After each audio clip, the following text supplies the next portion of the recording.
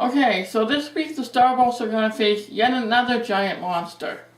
I don't care if it doesn't make any sense. I want a giant monster to suddenly appear in the comic. Look, I gotta go. The camera's on and I gotta do that thing that I do. No, not that thing. What kind of operation do you think I'm running anyway? Yeah, fine, okay. I'll talk to you later, alright? Alright, bye. Computer, roll the intro.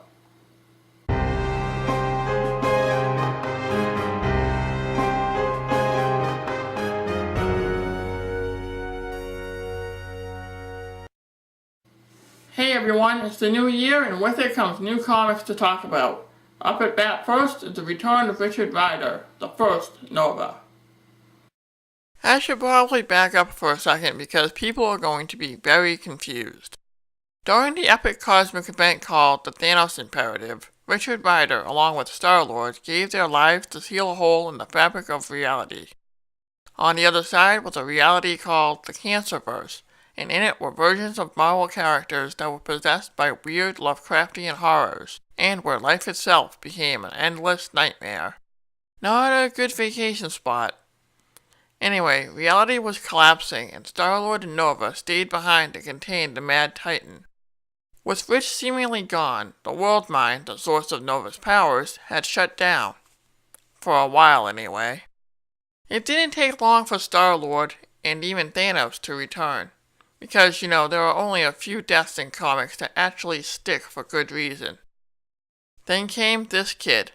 His name is Sam Alexander, and he's the son of a Nova. No, he's not Namorita and Rich's kid from another reality. That gimmick's usually reserved for the X-Men. Sam is actually the son of a Nova named Jesse, who operated in the Black Ops division of the Nova Corps. One day, Sam's father went missing, and Rocket Raccoon shows up to tell him the news. The kid was upset at first. I mean, if a talking raccoon showed up at my house to tell me my dad vanished, I'd have so many questions. Rocket gives Sam his dad's helmet, and the kid puts it on. He becomes a Nova, and has made it his life mission to find his long-lost father. If that doesn't scream Lifetime original movie to you, I don't know what does. Over time, and after many dead ends, his cosmic buddies tell him to consult with the Xandarian World Mind, because his helmet was also broken.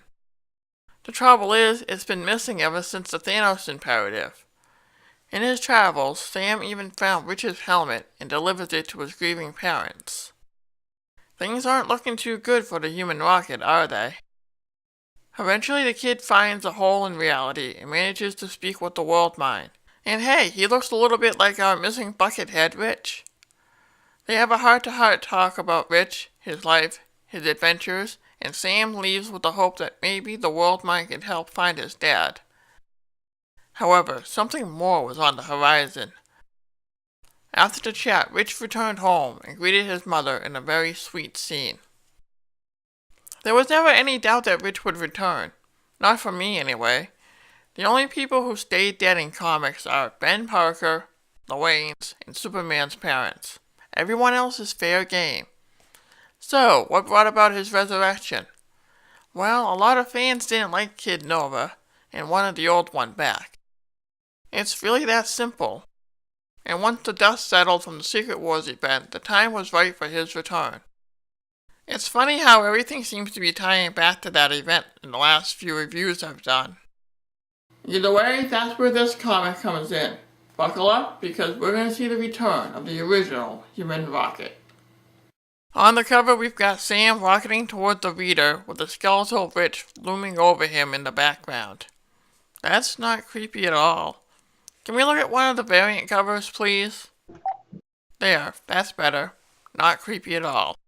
This cover at least says, "I'm here to help you be the best Nova you can be." The other one? "I am here to devour your soul, kid." I have to admit, the cover does make me wonder if Rich brought something back with him, and that's why we have this dark imagery.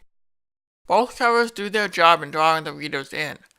Not sure if I like the creepy one, though. Although Thanos looming in the background is kind of cool. The adventure began shortly after Rich greeted his mother. She fills him in on what's been going on since he left, and it turns out his father passed away some time ago. He wishes he could have been there, and his mom understands. His dad would have been happy to know that Rich was home safe, and... oh my god, what is that demonic hand in the reflection of the mirror?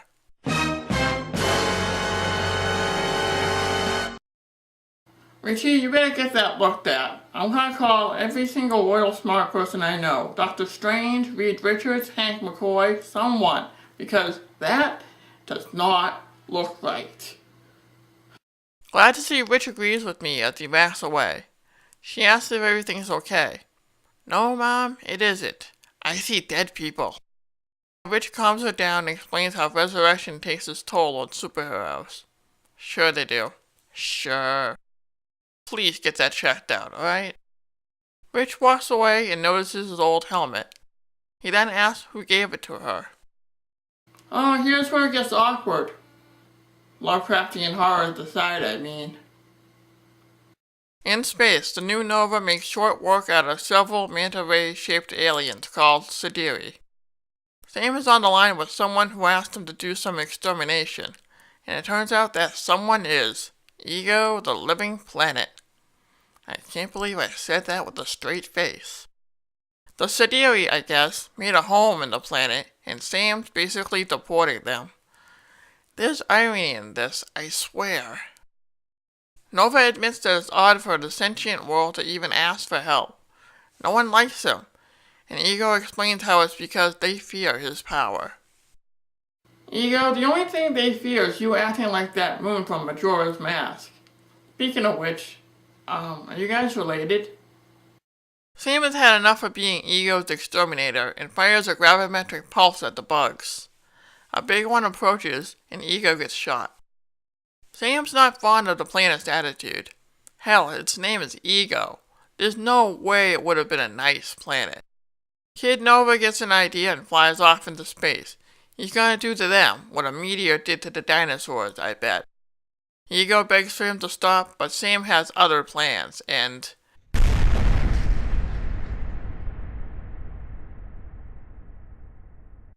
wow, talk about a creator face. The kid is successful, and Ego still doesn't thank him properly. I'm with Sam, I can't wait until he gets global warming, too. He gets a call and zooms off towards Arizona, Sam's home state, specifically the town of Carefree. Sam gets home in time for breakfast and is in his full suit. See, this is something refreshing for the book. Sam's family knows that he's a Nova. They kind of have to since he's still looking for his father at this point. I love the interaction on this page. You sadly don't see much of this in comics nowadays. Anyway, he eats his... things Mega Crunch? Come on, Ben. Couldn't the cereal have been called Clobberos? He's about to take off and his mom tells him to take a shower since he's been in space for 4 days. I really hope the suit covers the funk. No one wants to come home smelling like bearded planet. No one. Sam fills us in on what's been going on in his life. He, Kamala, and Miles quit the Avengers to form a new group called the Champions, and he's totally fine with it. Fine enough to fly into a flock of birds. Who needs the Avengers, he explains. He's a young superhero who beat aliens before breakfast, and, oh lord, forgot to put on clothes under his suit. Smooth, kid.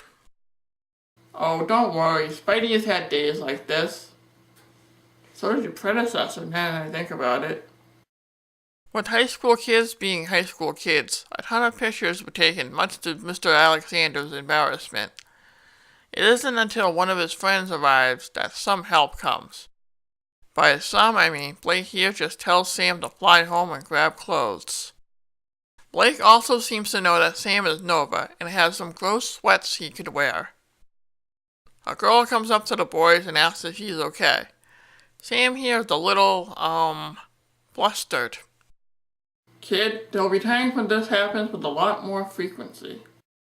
Sam says he forgot to wear pants, and the whole student body laughs. If only there was someone to tell him about the history of one pants. Oh, you are simply hilarious there, Seafarah. You are a riot. I mean, you should be up for a comedian award. I mean, I made one mistake.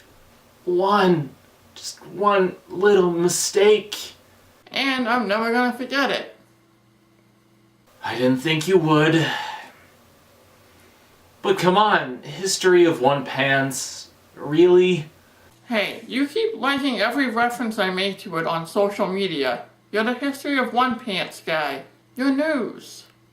Fine. Okay, you do have a point. It's a funny joke. I did laugh quite a few times. You got me there. But even still, my pimp hand is strong and it thirsts for justice, so next time, you won't be so lucky, Seafarah. You won't be so lucky. Bye, thanks for being the first cameo of 2017. See you in episode 50. 2017! He eventually does get clothed and goes about his school day. He probably smells really ripe too. Ego plus clothes that haven't been washed equals maximum funk. Blake admits that telling her that he's Nova would make her forget about the incident.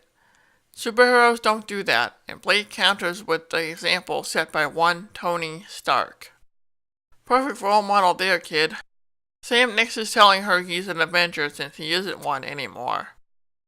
The kid eventually gets the courage to go talk to her when suddenly there's an explosion. Every bad guy ever suddenly shows up and they all want her to be his girlfriend. Yeah, this is obviously a daydream. Sam fights off the horde of baddies, and the new girl snaps him out of it. He tells her that he has pants now.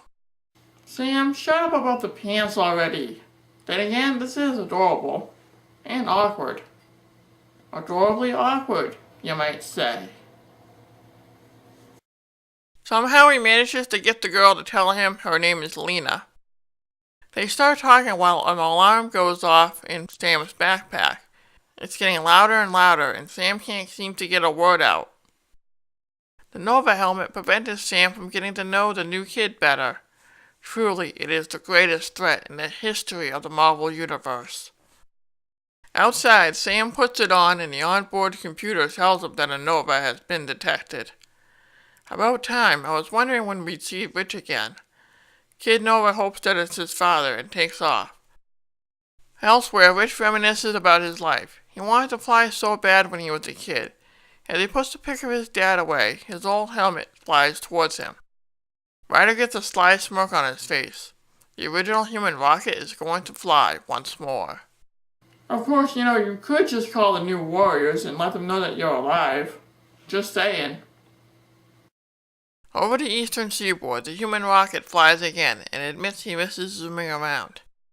Rich climbs up into the sky and reaches Earth's upper atmosphere. It's gorgeous up here. And without any warning, he keels over. Uh-oh. The rocket begins to fall faster and faster, and we see some kind of abomination in his wake. Our comic then ends with a close-up of whatever has possessed Nova. I'm sure Rich will be fine. I hope. Let's take a closer look at this comic. I'll say this about the art in this comic. It's interesting. I wasn't sure about it at first, what with all its dark and moody colors. It suits it, and it gives the space scenes a very spacey quality. I think the cover itself highlights whatever might be wrong with Richard. Of course, some people might say that the cover spoils it and would prefer the variant. Both are cool for different reasons, and the second one at least doesn't give anything away. Ramon Perez did the art for the book and has definitely brought a unique style to the story. It brings a sort of darkness while at the same time gives us light humor like the scenes at school and when Sam's at home. Speaking of Sam, I've always kind of liked the kid. I know a lot of people don't like him, and that's fine. He's the new kid and is basically the Kyle Rayner to Rich's Hal Jordan. I do think a lot of the hatred is unwarranted. Rich was always going to come back. He's a fan favorite and has been since the 90s. Let's face it, Rich wasn't top tier in the 70s. He was good, just not good enough. This comic does seem to be Sam's story. It's only fair. It has been Sam's book for the last couple of years, and it's good to see him interact with his supporting cast. It gives them a good reintroduction, and Sam himself has always reminded me of the many, many teenage superheroes Marvel has made over the years. If we had a writer overload, the book wouldn't have been good, and make no mistake, it's a decent book. On the writer side of things, Rich, it's good to have you back. Yes, I am a Nova fanboy, and I like having the original Human Rocket back. I always liked the character, and I am a bit anxious to find out what the heck that monster stuff in him is. My guess? It's probably something to do with the cancer virus. That's the only explanation I have. Hopefully we get an answer to that in the coming months. I also want to see Rich interact with his new Warriors buddies, but we're just going to have to wait and see. And honestly, I hate waiting. We don't have to wait long, as I do have the second issue, and so far the story has been progressing pretty well. Sam and Richard interact in a good way, and I'm sure the older Nova will tell him to never let a vigilante drop him off the rooftop just to see if his powers come back. Hopefully the two will have a great mentor-student relationship. It'll do Sam some good to learn from Rich, since he has made a lot of mistakes over his short career. And likewise, Rich will see where he came from. In a way, everything has come full circle, and I hope Jeff Loveness and Ramon Perez give us a good story worthy of the Human Rockets. Nova number 1 picks up right where the last series ended, so it will be confusing for new readers. That's my only real issue with the book. Sure, it gives us a quick look at Sam and Rich's lives, but it doesn't do more than that. At least it gives us a glimpse, and I hope it's enough to keep new readers interested in the story. Older readers can see this as a continuation of the story, even though the art style completely changed to fit the mood of what I think might happen. Rich and Sam might have to contend with the cancerverse, and for some reason I have a feeling that that's where we'll find Jesse Alexander. That's just a theory. A fun one, nonetheless. Nova has always been one of my favorite characters, no matter who wears the helmet. It's good to see you again, Rich. And if you're interested in Sam Alexander's adventures, please check out his previous series in trades or at Comixology. Until next time, I'll see you in the funny pages.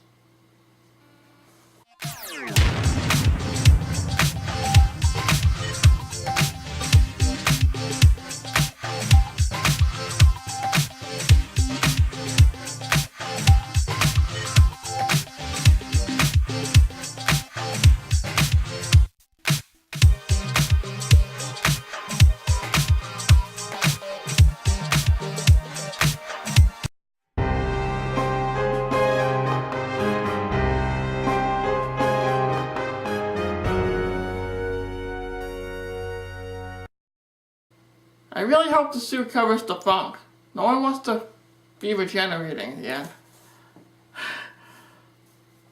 It's like the sun is like right there, you know? Shade's strong. It's clothes. It's just really strong for January.